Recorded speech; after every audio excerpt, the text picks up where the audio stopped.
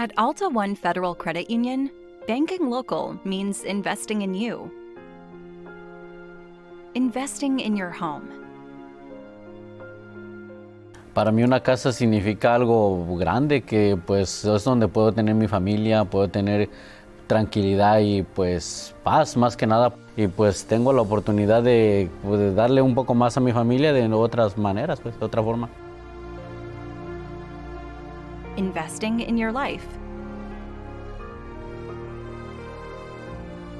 AltaOne cares and they're here for you. They want to see you win.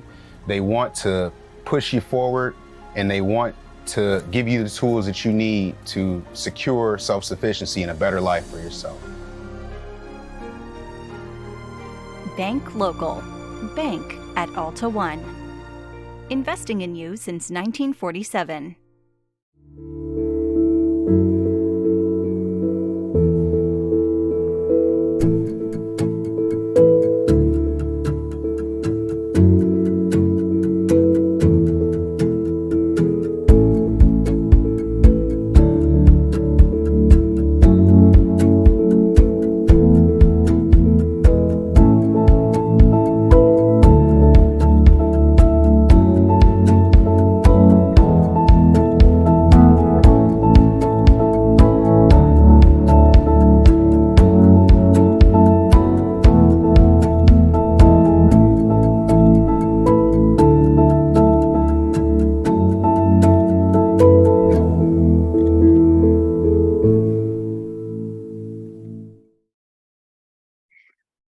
Okay, so it is 12. So we're going to go ahead and start. I want to thank you all for joining us for our inaugural episode of Financially Speaking.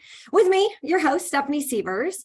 And this podcast is brought to you by AltaOne Federal Credit Union, the best credit union in Southern California, according to me. So anyway, today we'll be discussing estate planning, which as a Gen Xer is a topic I am keenly interested to learn more about. So shout out to all my fellow Gen Xers who may be like me and kind of find yourself in what I like to consider this sandwich generation, because I think of myself as basically peanut butter. I have parents that are older, they're in their 70s, and I also have 4 school-age dependents, right? And so I really just want to make sure that both groups are being taken care of after someone passes away. It's a tricky topic. I mean, we're talking about death, but it's certainly an important topic because at the end of the day, really what we want is for our loved ones to be taken care of in the way that we want them to be, right? And so this brings me to our first Sherpa, our first guide, our first expert to help us navigate the tricky landscape of estate planning. So I want to welcome Vinny. He is an estate planning specialist and partner at Klein-DeNatale-Golder Attorneys at Law, based out of Bakersfield, California. So Vinny, Oddo, I'm gonna turn it over to you. Thank you, Stephanie. Thanks for having me today. Hello, everyone. Glad that you're able to join us this afternoon to talk about everything trust and estates related.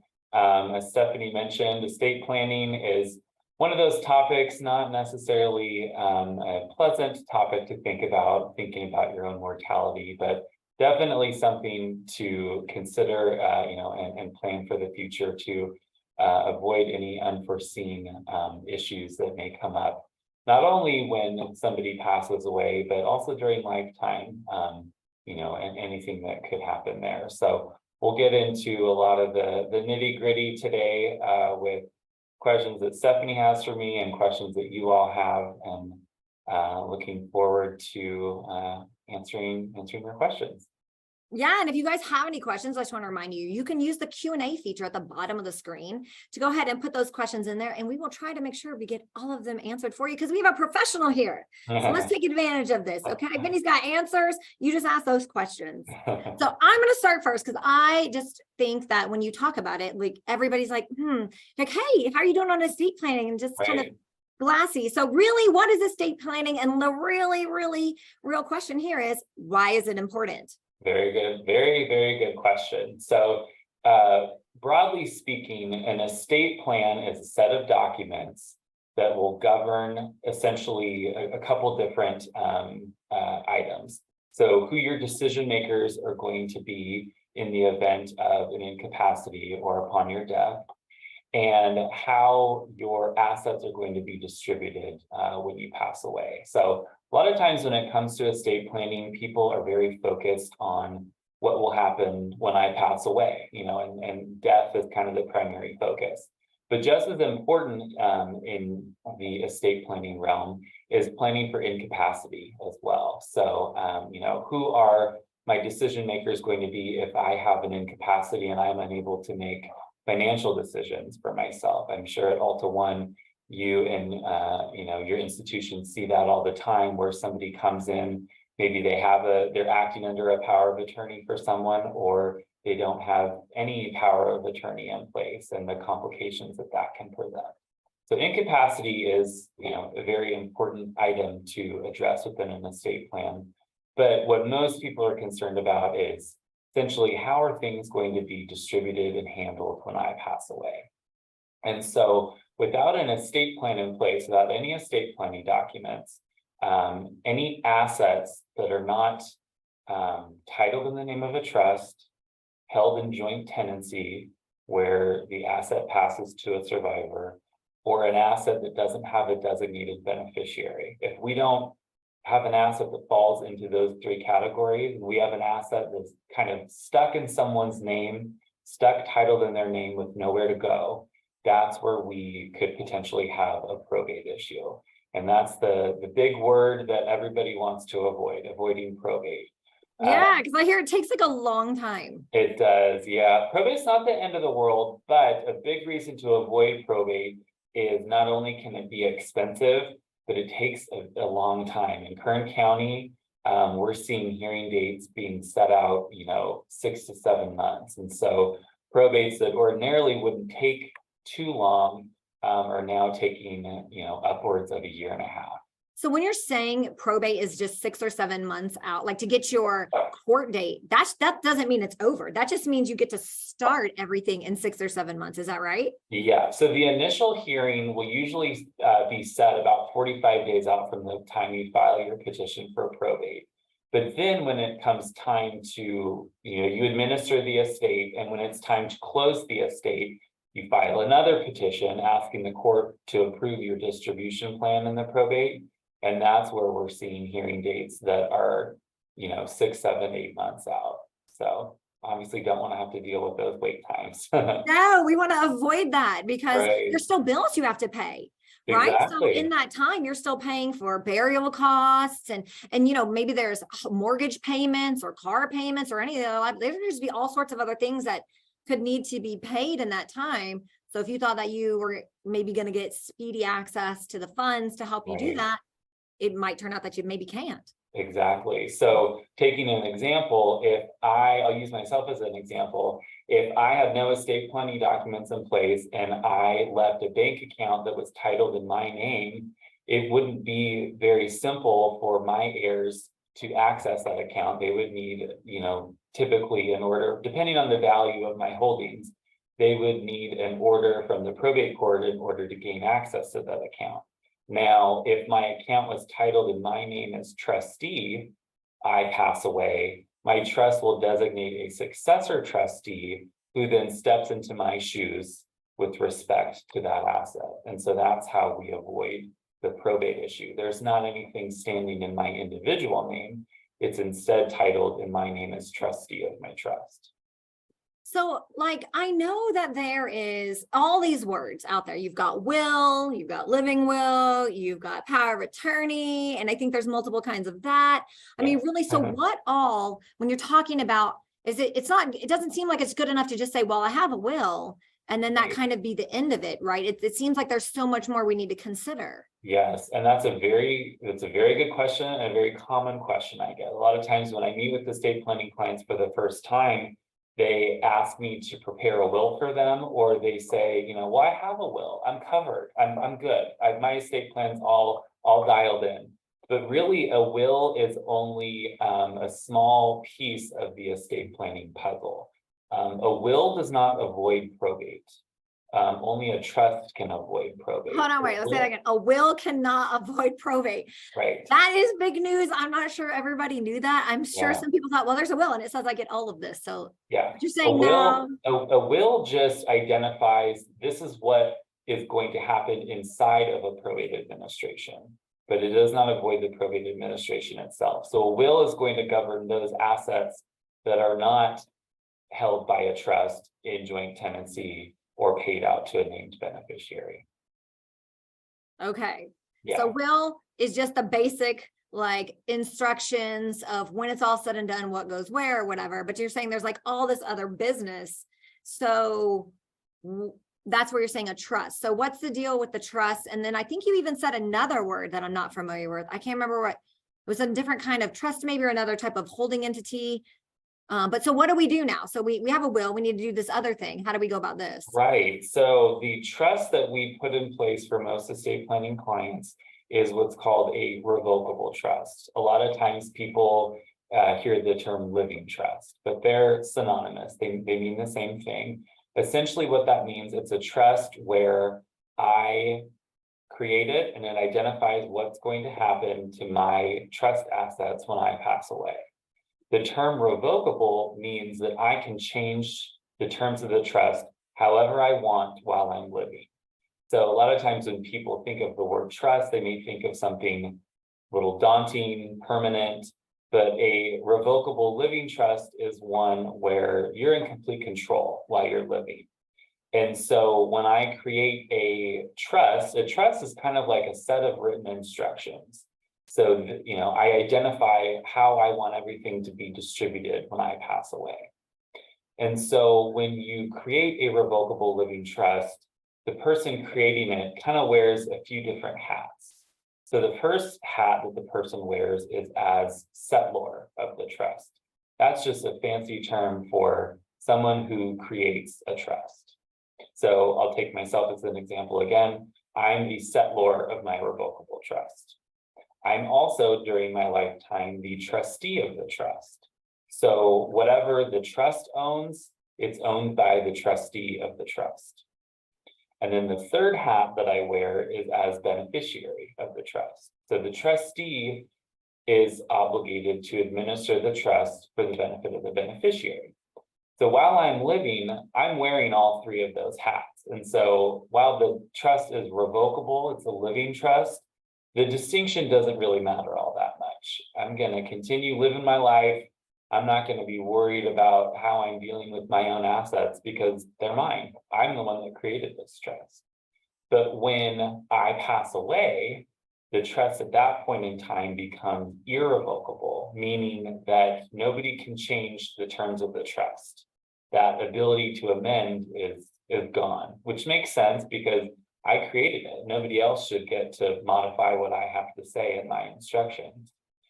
So at that point in time, the trustee is now my successor trustee. So Stephanie, if you're my successor trustee, you're now in charge of administering the trust for the benefit of whoever my beneficiaries are. And that's how everything gets dispersed out of a trust. Okay, so we have a question here, and it's Sure. saying like, if I had a will and I had delegated things to my children, do they need to be in the name of the trust and listed in the will? So we have a will and we have like, do we need, how do we go about that? So how you're saying like, well, we have this will and then we have this trust. So really, how do we like marry the two? Okay, Kind of what I'm thinking we're so there's a couple different answers to that question. So first, let's assume that you have a trust and a will. Okay, so if you have a trust and a will, really all your will is going to identify is that anything that might be stuck in my name when I pass away, I want it to pour over into the trust. Got it. So if I have a revocable trust, the type of will that I'm going to create for an estate planning client is what's called a pour over will. And the pour over will is meant to act as a safety net to the trust. Because one way or another, we want to make sure that everything ends up in the trust, either by retitling assets or designating the trust as the pay on death beneficiary. But sometimes things might get left behind. There might be a piece of property that a client, forgot to deal with, and that might be stuck in their name when they pass away. Well, that's where that pour over will acts as a safety net to transfer it to the trust. Now, something that we haven't talked about yet is, whether a trust is advisable for every person. And the classic lawyer response is, it depends.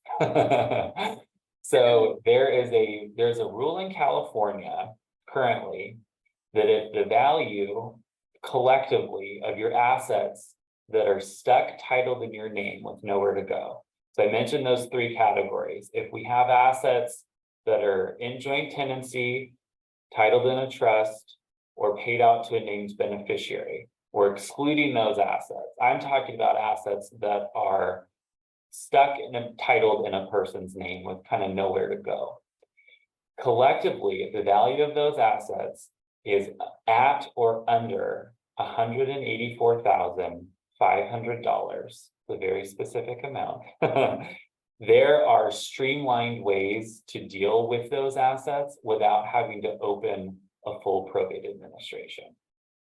So I'll give you another example. Let's say that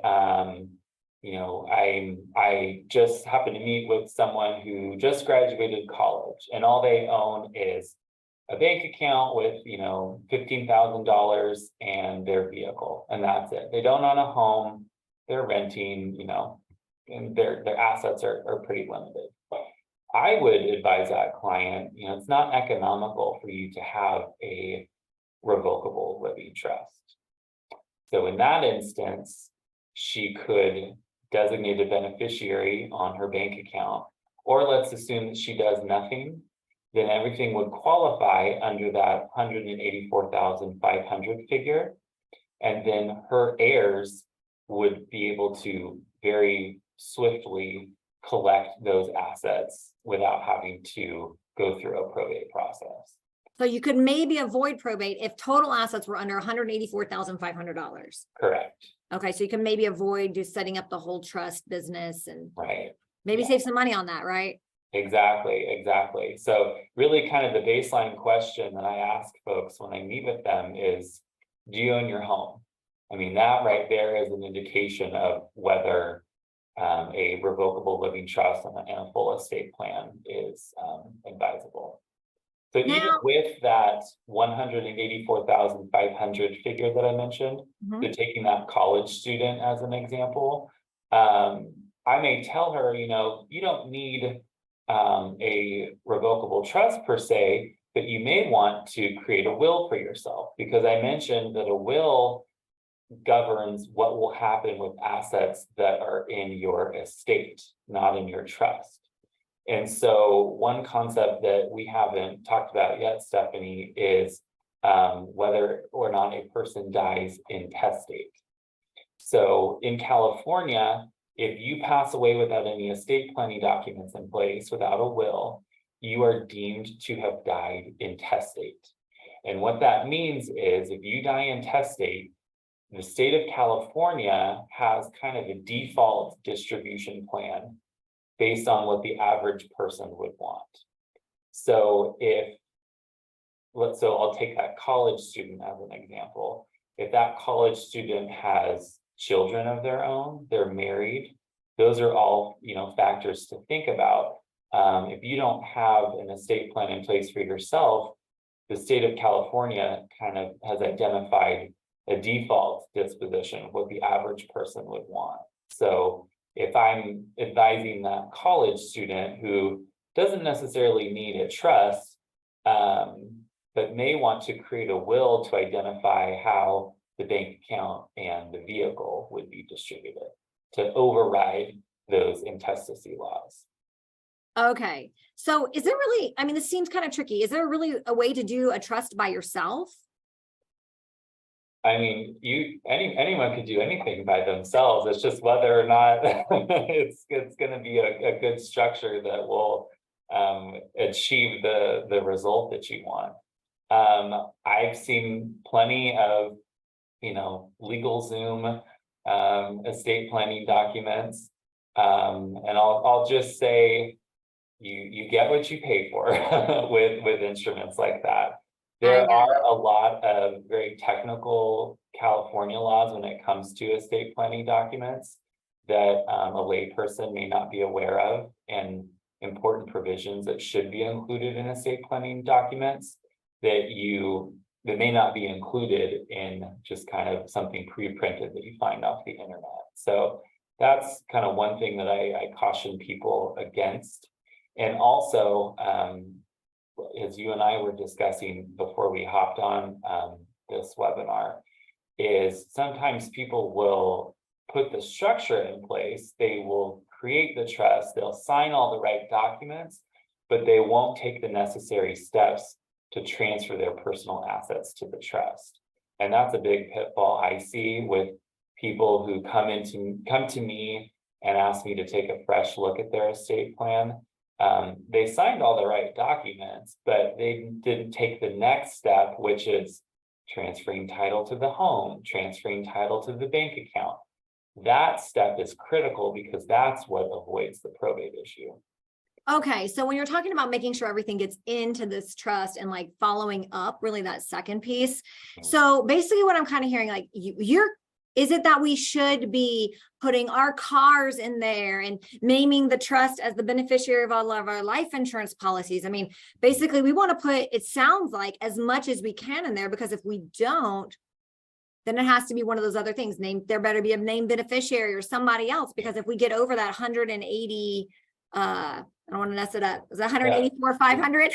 Yeah, that's it. 184. Yeah. Okay, so we don't want to get over that. So we want to put all sorts of things in there. Right. Is that kind of what you're saying? Exactly. So when I meet with people, I take an inventory of their personal assets and estimated values. And so we'll identify the bigger ticket items to make sure that they're encompassed within the trust. So of course, real estate, designating a pay on death beneficiary for life insurance policies, dealing with those things. Keeping in mind, of course, that we still have that 184,500 figure to play with. So if we take care of the bulk of their assets and then they have, just two, ordinary vehicles, they're not driving Maseratis or anything like that, I usually tell people, you know what, you have that 184,500 figure to play with. So that might be one where you just don't bother going to the DMV. And I always tell people, make it somebody else's problem. That, after you pass away, somebody else can deal with the DMV. Okay. Okay. So, but let's think about this, right? So when you're saying put like your car loan, your car in it or your house in it, a lot of times people have mortgages on these things. So can you still put a house with a mortgage or a car with a mortgage into the trust? How would you do that? So the vehicle we usually leave out of the trust because we have that 184,500 threshold to play with. When it comes to real estate, a question that I do ask is whether there is a mortgage on the property. With a principal residence, you do not need the permission of the lender to transfer title to a revocable trust. So we're free to transfer title from a person to the revocable trust that they create. And when you do that, it does not constitute a change of ownership for property tax purposes. So the assessor understands that you and the revocable trust are one and the same. So I love that. Stay the same. Yeah, that's good advice, because I don't know that people would think about that, like, oh, well, I have a loan on it and right. the bank owns the property, so there's a mortgage. But you're saying go ahead, you can retitle that into your own name, and you have the ability to do that. You have the right to do that. And then the best thing you said, it does not change the tax assessor's property value, because if you're thinking, well, I've lived in my home for 20 years, right, and I certainly don't want my property taxes to go up if I do this, you're saying, no, we're safe. That is an important form to be filed, is making sure you preserve your property tax base. Absolutely. Love that. With the principal residence, we don't need to involve the lender. With any investment property that's subject to a mortgage, I tend to be a little more cautious with that, and I do write to the lender and ask for their permission to transfer title into the trust. Again, that's just me being overly cautious. That's kind of how I operate. It's usually never an issue, and the lender is usually responsive and will ask for, a copy of the trust, whatever the case may be. Obviously, we're happy to give them that, but it just gives clients a peace of mind knowing that with investment property, they won't run afoul of their mortgage agreement. Okay, so it's for investment property, it's for primary residence, and you're saying as a courtesy so that everyone kind of stays on the same page. Go ahead and notify your lender. As a lender, I appreciate being notified and being kept on the same page. So it's always good, but it's also good to know that, yes, it is all your property. You really want to put, especially I would think in investment property, you really probably want to get that inside that trust. And that might have been something that was keeping people out of it, because I think about a lot of people buy investment property and they buy it in their personal name. Right? Some people buy it in an LLC, but some don't. And so you really, I would say in those cases, definitely want to make sure that it's getting into those trusts, and you know that you have the ability to go ahead and do that, even if it's mortgaged. Exactly. Yeah. And that's how we avoid the probate issue. Okay, so we're talking about these trusts. How much does the trust cost? I don't have to you can ballpark me. I know you're like, oh, don't ask that question, hold me to it. So just say we won't hold you to nationally speaking, trust can run. And there are different, we'll put the asterisk, right? There's different types of trust and different complications. Right. Yeah, I mean, to repeat the lawyer response, it depends. But generally the estate planning clients that I work with, and our services include, the time that we spend initially to go over your personal circumstances, assets, values, all that stuff, kind of building the framework, and then drafting the documents, coming back in to sign, assisting with all the property transfers. So really from start to finish, usually it runs around $4,000 to $4,500, give or take. But that could be a good deal considering all the time and effort and everything that might have to go into place after you pass away for your heirs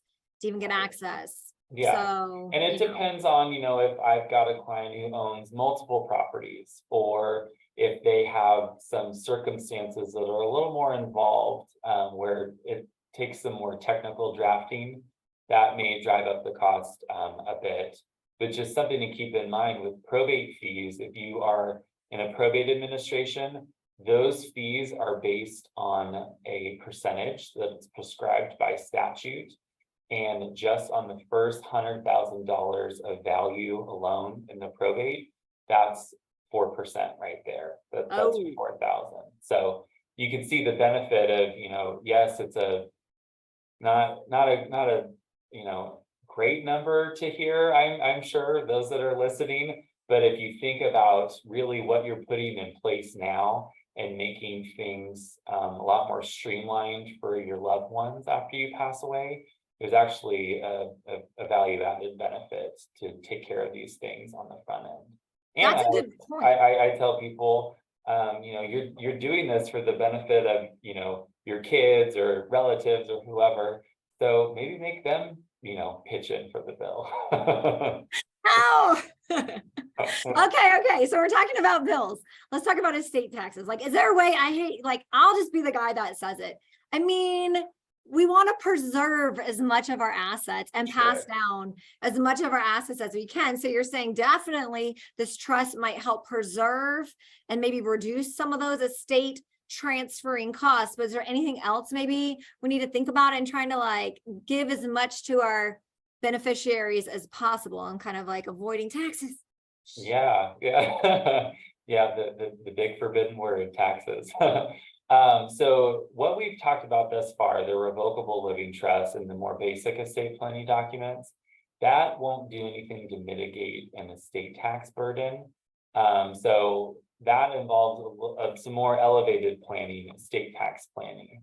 But currently, fortunately, and maybe unfortunately for most people, worrying about estate taxes is not a concern. So in the United States, every person has an exemption from the estate and gift tax, which means that I have a figure that will protect me from having to pay any estate taxes. And so it's a figure that you can apply toward gifts that you make during your lifetime, and also against the value of your estate when you pass away. So right now, that magic number, that exemption, is just under $13 million per person.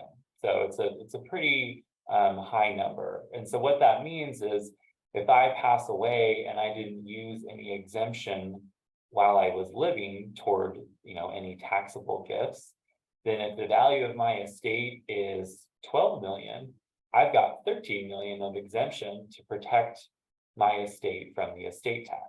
So no estate tax liability.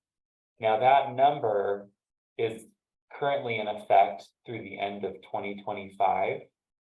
It is set to sunset at the end of 2025 unless Congress, takes some further action. So it'll go down then, or it'll go away? What are you saying? It'll go down. The exemption will go down. I mean, when it's indexed for inflation, it'll probably be around 6.5 million per person. That's a lot less. It is a lot less, yeah. But if you look at the history of our estate and gift tax laws, it's a swinging pendulum, and you never know where things are going to land. But right now, it's nice to know that we have those favorable exemption levels. But that means we have to die in the next 2 years. Let's not do that. hope you don't win the lottery. Oh, goodness.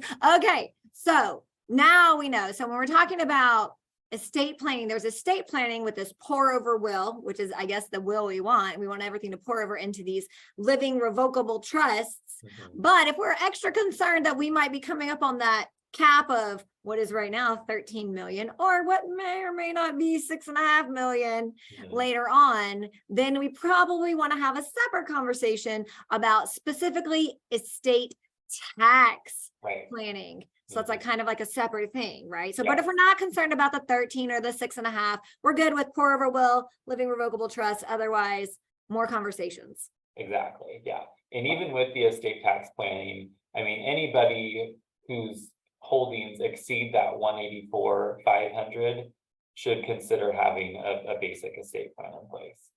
And a lot of people are probably over that 184,500. They probably don't think about things like sometimes a lot of people's jobs Mhm. have some kind of life insurance policy that companies pay Right. for employees. So they maybe not think, well, I don't really have much. But then when you maybe, because that would be counted into that 184,500, right? If you don't Like any of have a those life designated- insurance policies. If you don't have a designated beneficiary, usually the policies will provide that it would revert to the estate. And so then you have a probate issue.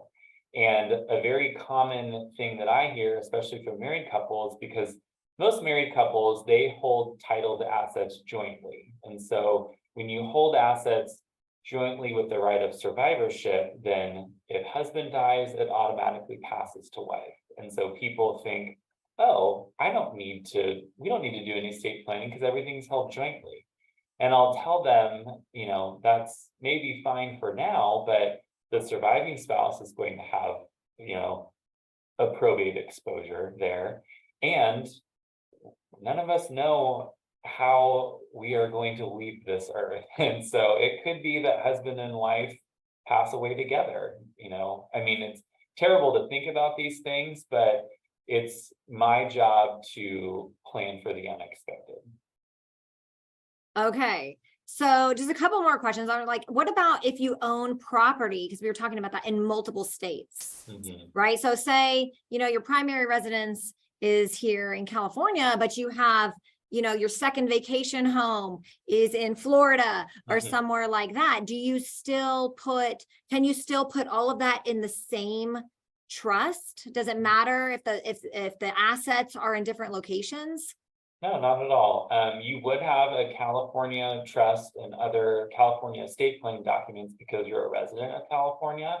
But if you have assets that are in other states, it would just be a manner of, facilitating those transfers in the name of a trust, in the name of your trust. And so that's something that, depending on the state, my office might be able to help with, or a title company in that area, but that's very common. The downside, of course, is that if you don't transfer title to a revocable trust, you could be looking at a probate administration in another state, which could be very cumbersome. Because every state has their own probate laws. Probate is a state law issue. And so to the extent we can minimize having to deal with the probate laws of another state, the better. Okay, so that's good information for everybody who's got those vacation homes or second homes or any of that business, or maybe they inherited it from a family member or something. So that's really important to know. So we don't want to be dealing with probate in multiple states. Every Right. state has its own laws. So we do want to get those assets into that trust to just minimize as much as possible. So I like that. Yeah. So we've been talking about a lot about the trust and things, but you really did open it up at the beginning and said, like, it's not always just about dying. Sometimes it's about what happens when you're incapacitated. So I thought, that's a really good point. So what about that? Either those, what do you do there? What is that? The power of attorneys? What do we need to do in those cases where you haven't passed away? So Right. this trust doesn't go into effect because that person, if they're still alive, is still all wearing all three hats, like you said, right? They're the trustee, they're the beneficiary, they're the everything. So what do you do in that case? Exactly, and that's where having powers of attorney are so critical. There are generally two different types of powers of attorney. One is for finances, for asset management. So if somebody is incapacitated and incapable of making financial decisions, maybe money needs to be withdrawn from the person's account to pay for continuing care. If the person's incapacitated and there's no agent designated under a valid power of attorney, then you have a potential issue there to have to deal with. And it's not only the financial power of attorney, not necessarily one that has to apply when a person's incapacitated. So for a financial power of attorney, there are two different types. There's one that's only effective if you are declared incapacitated. So my agent will only be able to act if I'm declared by a written physician to be incapacitated. There's also one that's effective the moment that you sign it. So there's no separate determination that has to be made. So a lot of times I'll have clients, maybe they're elderly and they have trouble getting to the bank. They have a general power of attorney that is effective without regard to capacity or incapacity. Their agent would have the authority to act on their behalf. So there are considerations to think through when it comes to the financial power of attorney. The second power of attorney is the power of attorney for healthcare, sometimes also referred to as an advanced healthcare directive. And that is a document where you identify essentially who your decision maker would be if you are unable to make healthcare decisions for yourself. And the reason why the financial and the healthcare power of attorney documents are very important is that if you're incapacitated and you don't have persons designated to make those important decisions for you, your loved ones may have to initiate a conservatorship proceeding with the court to obtain court authority to make those decisions for you. So we want to avoid conservatorship. We don't want to have to do that. So what is, I've heard the term durable power of attorney. What is that? A durable power of attorney simply means that the power of attorney remains in effect. It continues to endure, I guess you could say, through a person's incapacity. So I'll take myself as an example. I signed a durable general power of attorney. So when I signed it, it became effective immediately. Because it's durable, that means that even if I am incapacitated later in life, the power of attorney continues to be effective. Okay, so the general that's what power the of term attorney. durable means, yeah. So general does everything. It'll do financial and healthcare. I can put the whole kit and caboodle. No, a general power of attorney still pertains to financial decisions. Okay. So when it comes to finances, there are two different types. There's a general, which is effective the moment you sign it, or there's a springing, which only becomes effective if you're declared incapacitated. That's on the Okay. financial side. On the healthcare side, you would have a separate instrument, whether that be a power of attorney for healthcare or an advanced healthcare directive.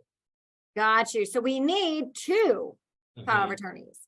Yes. Either the general, the springing, or and then to take care of financial issues. And then we also need that healthcare directive or the healthcare power of attorney to make sure that in case we were incapacitated. All right, that is good information.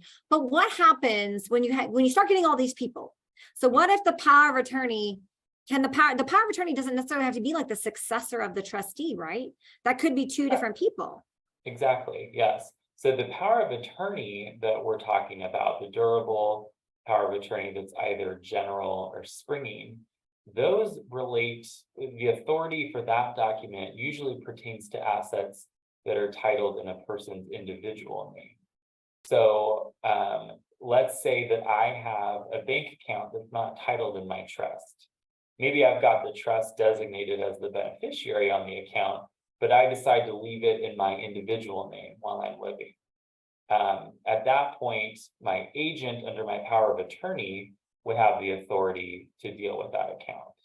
Now, if my home is titled in my trust, then my successor trustee would be the person with the authority to deal with that asset.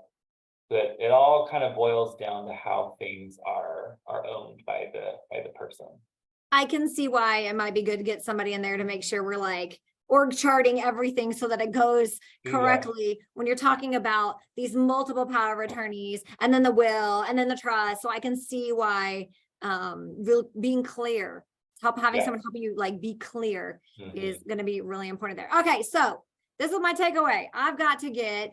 So now I've come to you. I've got my will, which is a pour over will, because I'm gonna put everything in my trust, right? Because you don't want to do the 184-500 issue, right? So I've got this pour over will. I've got this living revocable trust. I also, because I do have 4 children, want to make sure that I've got a general durable power of attorney to make sure my husband and everything can take care of everything. I've also got this healthcare power of attorney in case I don't actually die, but I do become incapacitated, that those decisions are still able to be made. And I have all this stuff and I think I'm awesome. But now actually you're like, that's only part of it, right? Because we were talking about this earlier. So like, now what?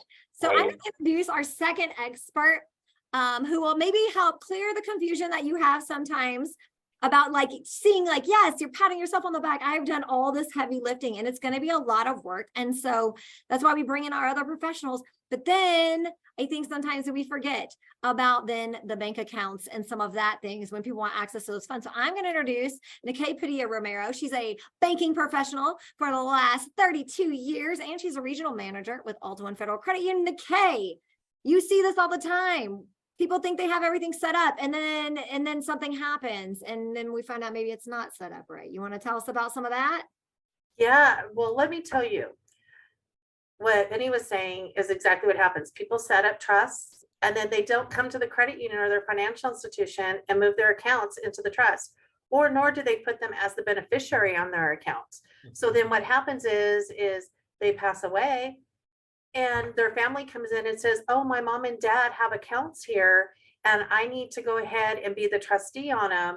And then we pull up the documents, we pull up the account, and guess what? They never converted their accounts into the trust. And so now, depending on what their balances are, it might have to go to probate because they did not put it in a trust account. And then they get upset with us because they think that we didn't do what we were supposed to do on our side. But actually, it is the person who had the trust didn't go and put all their assets into the trust like they should have.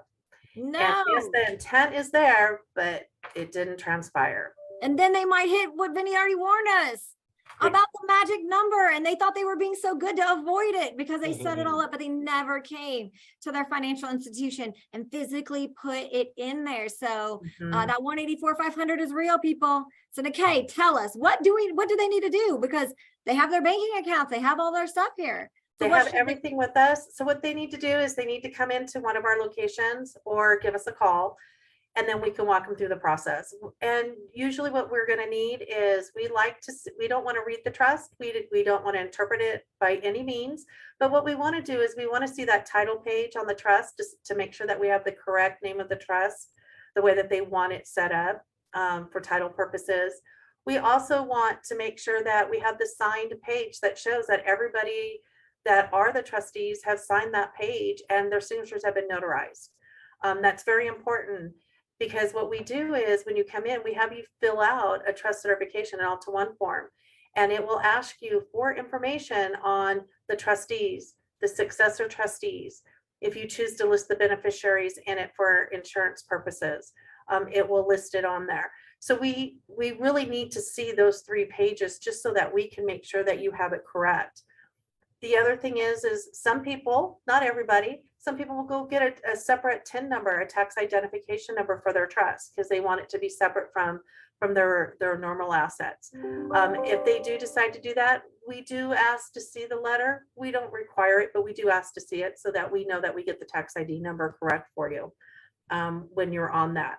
So basically that's what we need, and all signers present, or if we've already known the signers, that we can reach out to them and have them sign with e-signature, just to make sure that we have everything documented. So in the future, if something was to happen, whoever the successor trustees are, they would be able to come in and be able to do what they need to do and go into that new role as the trustee on the trust.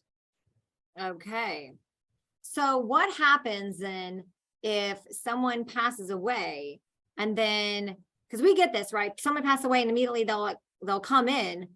And so what is the timeline? How does that normally work if they, hey, my parent passed away, and they bring in a certificate, a death certificate, and then they're like, well, I need access to these funds. I've got to pay these bills or whatever. Like, how does that, what all happens there?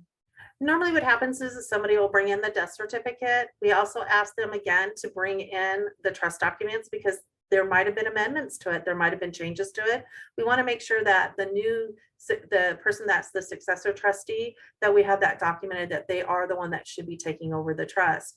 And then at that point, what we do is we go ahead and we make the changes that we need to make. It could happen the same day. Sometimes it might take 24 to 72 hours, depending on the paperwork that we received, to be able to make that change for people to access the account. So basically what we're saying though, is if just because someone has the trustee paperwork and it says all and everything that the bank account belongs in the trust and all of that, and they try to bring that to us, if it doesn't say it in our system, if that information never came to us in advance, we're saying, I'm sorry, we can't help you out, because according to the way the account was created when the individual was still alive, those were not the instructions that we were given, even though you have something different. Is that correct? That's correct. Yeah. And so it's very important that when individuals set up a trust, that in the trust, a lot of times there's directions. The attorneys will give a directions sheet saying, take this to your credit union or financial institution. This is how we want the account titled, to make sure that everything is covered in the trust. And so if you have that document, bring it in, and we'll make sure that we adhere to exactly what your attorney stated, the way they want it to be completed. That's right, Vinny. You're going to help us out, right? You're not going to send people off with a whole stack of trusts and power of attorneys and just, right? You're going to give them like a walking orders, right? Like, hey, exactly. So take this to someone else. So once the estate plan is completed, and we do as much as we can on our end to assist with transfers of their property, but things like, bank accounts, they don't want to, I know you guys, like attorneys, but you don't want to talk to me. You want to talk to the person who owns the account. And so it's my job to give the client everything that they'll need in order to deal with your institution and make the transition as seamless as possible. And that's good. So that maybe goes back to maybe a cautionary tale of using maybe a friend who kind of done a will before for themselves, or like a legal Zoom or something like that. They might just do exactly what you asked. Like, I need a will. Here's your will. I need a power of attorney. Here's my power of attorney. They might not help remind you to follow up with those life insurance policies that you have out there, or these other assets that you have, including your bank accounts, and making sure that those get put into those trusts or whatever it is that you're trying to take care of. Because you don't have to have a trust. You could have the beneficiaries and things like that. So Nikkei, because if it's not put into a trust, but there's a joint owner, they can come on in right away, right? Correct. They can come in right away. and still continue doing their banking as normal in regards to it. And then, as some things have happened, further on down the line, because we're using the primary person's social security number, there might need to be some title changes, but generally you can keep it going for a period of time with that person's name and social security number being the primary on the account. Now, if you have a beneficiary, kind of changing over to beneficiaries. So if you have an account and you have a beneficiary on your account, basically what the beneficiary is they are the individual who's going to receive benefit for monetary distribution. So they are going to be receiving, if it's an individual account and the person passes away, whoever is listed as beneficiary will have to bring in a copy of the death certificate. We will have on file the designation of who the beneficiary is by the account holder. That person comes in, we can verify that they are the beneficiary. They bring in the death certificate. We can pay that account out to them at that time. What happens though is a lot of times people will put somebody on as beneficiary and that person passes away before the account holder does, and they never come in and make an update. So it's kind of like I tell people, how you check your smoke detector every 6 months for the battery, you should be also checking your account to make sure that you have your beneficiary correct on your account, just to follow up, because you never know, life situations happen in regards to that. With the beneficiaries, you can list your trust as a beneficiary on your account. So that means that if you pass away, then all the money goes into the trust. And then whoever the new trustee is of the trust, they can come in with the trust documents, with the death certificate, and they can convert those funds into a trust account. So beneficiary is definitely a huge benefit to make sure that people are getting the funds that you want it to designate to without technically going through a trust. One thing to keep in consideration is if you have 3 beneficiaries, you cannot give them 33.33%. It has to be a whole number. So it has to be 33, 33, and 34. So one of those people will get a little bit more than the other. So whoever you like better, you're going to give them that little percent better. And if it's your kids, they will know mom and dad like so-and-so better. They always said that they liked you better. I always knew it. Yeah. So, just keep that in mind. You can't, if there's 3, 5, you can't do it in an even, you have to do it in whole numbers. So you're going to have to figure out how you want to designate that for people to be able to get that paid out. And the other thing too is we do not notify beneficiaries that they are a beneficiary. That is up to the account holder to let the beneficiary know that they are a beneficiary on the account. So if we have an account and let's say we have 3 beneficiaries on the account, and they're let's say they're the children of the person who passed away. So we have Jane Doe comes in and says, hey, I'm a beneficiary on my mom's account. We look at the account, we're going to give them whatever percentage was designated to them. And then they say, well, my brother and sister are beneficiaries too. We can't even confirm that. We can't say yes, we can't say no. All we can say is, well, this is your portion. This is what you get. Their siblings will have to, or the beneficiaries, if they're not siblings, will have to contact us and find out if they're a beneficiary on the account. And then we can go through the steps with them to be able to do that. But we can't tell them that, hey, yeah, can you let your brother and sister know that they need to contact us? We can't do that. So we can't rat out people. They can put on there, we say, sorry, No. it didn't go to any of y'all. It went to the dog. And I'm just so sorry to tell you this. We can't even tell them that. Nope, we cannot say that. Okay. At all. Yeah. But if somebody wanted to know, all they need to do is come in to their financial institution, and then they can talk to a representative there to find out who, because you might have set your accounts up a long time ago. You're like, gosh, who did I put as the beneficiary? Maybe I didn't put anybody. So they do probably need to contact their financial institutions to see about that information. Is that correct? Correct. Yes. And like I said, think about smoke detector time, and it just makes more sense. Okay, well, since you're talking about that and checking on it and making sure, that brings me back, Vinny, to another question. Is like, okay, so we set up all these documents, and how often should we be? I will disclose. I need to update all my documents. This is why I was like super jazzed to have this conversation, because I originally set up all of my documents when I lived in a different state, y'all. Oh, I say okay. y'all, so I'm from the South. And now that I'm a transplant to California, I need to update all of my information to California. So I do know this.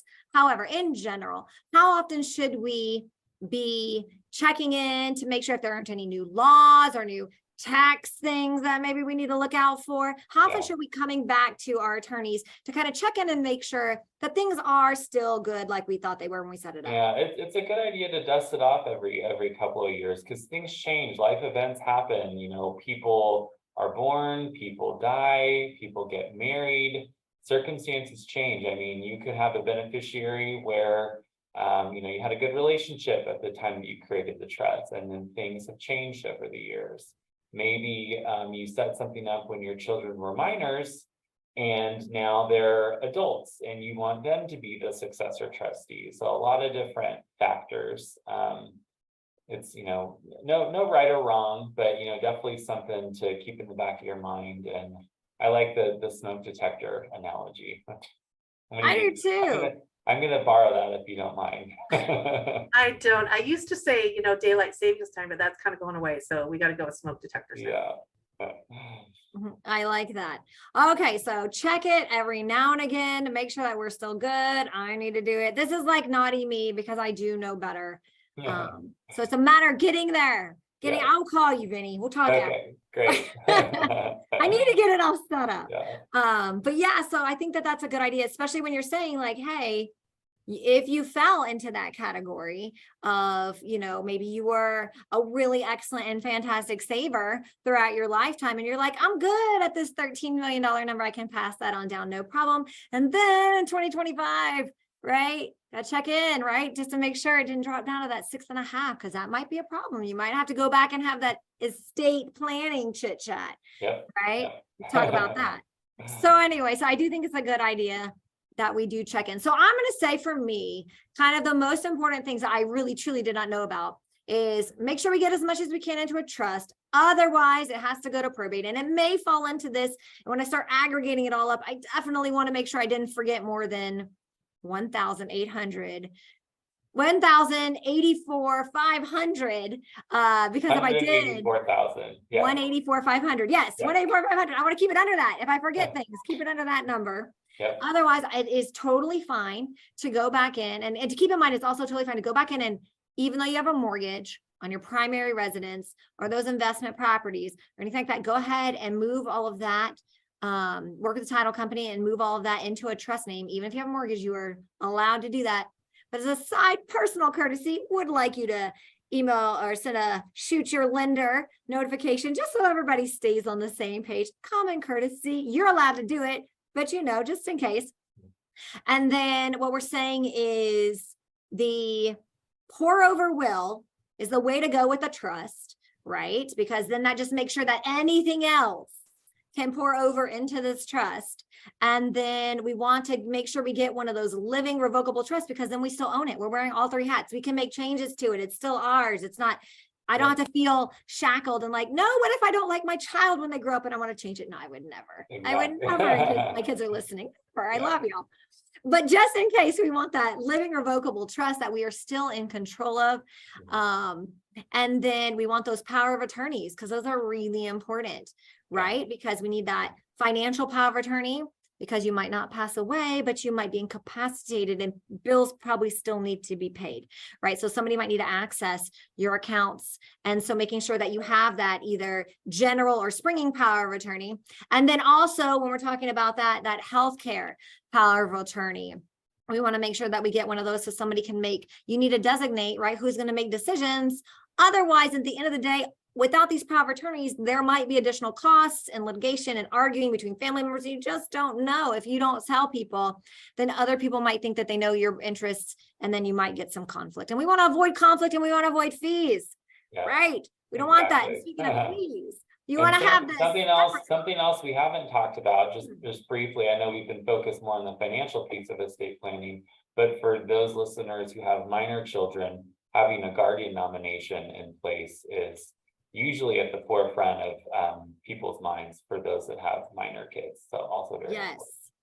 I'm feeling like there's a whole slew of other things if you want to have those minor children, like put a bunch of rules in the will. Like you just can't have money at 18. Like, what are you talking about? No.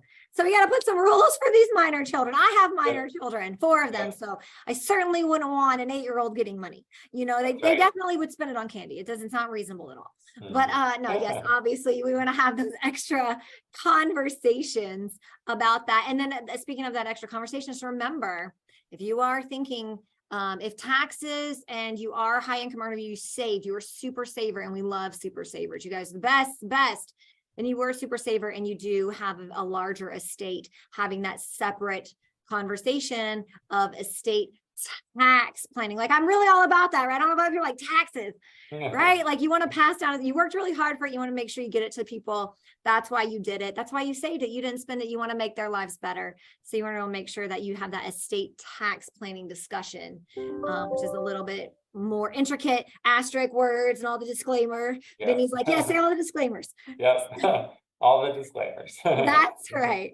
So really, I know we're right here at a time, but I really want to thank both of our fantastic and wonderful experts for sharing their knowledge and their wisdom with us today. And just keep in mind, y'all, that these are just a few of the many questions that may arise during your estate planning. So it really is important to consult with an experienced estate planning attorney like Vinny at Klein-DeNatale-Golder Attorneys at Law, and as well as your financial advisors to address your specific concerns and ensure that your estate plans meet your goals. It's about what your goals are, right? And it's important to note that specific policies and services may vary amongst different financial institutions. So you do probably want to consult with your local credit union representative like Nikki at AltaOne to get precise answers to your questions based on your individual circumstances and that financial institution's policies. So overall, I want to thank you all for joining us on our inaugural episode number 1. I'm Stephanie Sievers, and financially speaking, I think we learned a lot today. Thanks for having me.